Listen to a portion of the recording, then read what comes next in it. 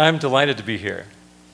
And thank you to Walt for trying these years to get me here for the State of the Rockies or for anything else. And thanks for keeping in touch with me over these years since I graduated from CC, as our paths have intersected out there in conservation circles. Places matter. I want you to start by imagining a place. Picture a place that you hold in high regard. Picture a place you love. Could be your favorite trail. It might just be the empty lot at the end of the cul-de-sac where you grew up. And now picture that place as it looks today. And I'll wager that at least for some of you, that place has changed a lot. Change floods us all the time. Change sweeps across every phase of our lives. How do we manage it? How do we have a conversation together as a community about the places we love? How do we decide together about the future of the places that we hold dear together as a community? Those questions intrigue me, and they boil down to the title of my book, Bargaining for Eden. We're bargaining for all of our Edens all of the time.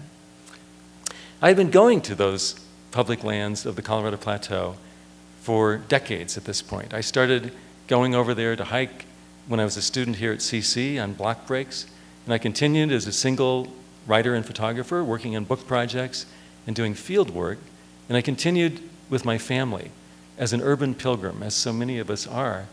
And now I found myself hiring my own track hoe to go up to the top of our little mesa and dig a foundation for a house where a house had never existed.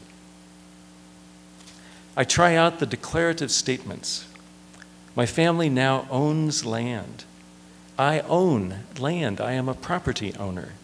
Simple phrases, but with momentous consequences. Our title to 30 acres of mesa and cliff feels quite different from owning a house on a 1/10 of an acre city lot, as we do in Salt Lake City. Our city neighborhood has been urbanized for a century and a half. Our family is simply passing through, investing for a time in the right to live in a brick home built a century ago. Our little backyard, grassed, gardened, and fenced, has been thoroughly incorporated into the human-dominated world. I am not invested emotionally in that grass. On the mesa, we own eroded rimrock ledges and potholes and pinyon juniper forest and cottontail hideaways and great horned owl roosts. The rains bring wildflowers. Drought matters. Bark beetles consume the pinyons. Charcoal under a ledge marks a prehistoric campsite. Mule deer bucks bound away at sunrise. We are the stewards of a living ecosystem. We know all the cracks about NIMBYs, the not in my backyard folks, who want to shut the door behind them. We are acutely aware of just how privileged we are. And now we've subdivided this wild land, increasing density by a factor of 2. We have become accomplices in the domestication of the open space of the West. I mourn the loss while I celebrate what I've gained, a home. Drawn by the thrill of living so close to wild country, with each step toward the creation of our home, I add a wrinkle to the social fabric, tweak the economy, and nudge the environmental balance of the mesa and its surrounding communities. The changes bounce back, too, and I must reorder my self-image accordingly. I've struck my deal with the devil, but it is a great deal, I have to admit. And we've been commissioned by the Packard Foundation, who have funded the Nature Conservancy for a year, to imagine one big, iconic, visionary, transformative act of conservation on the Colorado Plateau.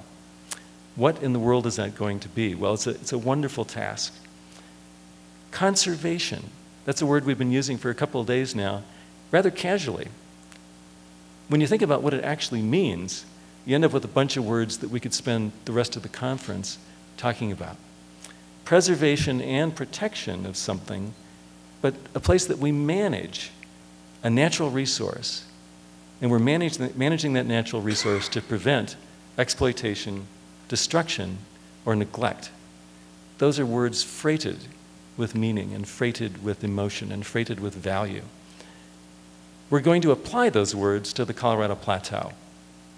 What is the Colorado Plateau? Well, our team has spent the time since last summer interviewing more than 100 people, asking them about their dreams for the Colorado Plateau. And one of those wise elders was Walt Hecox himself.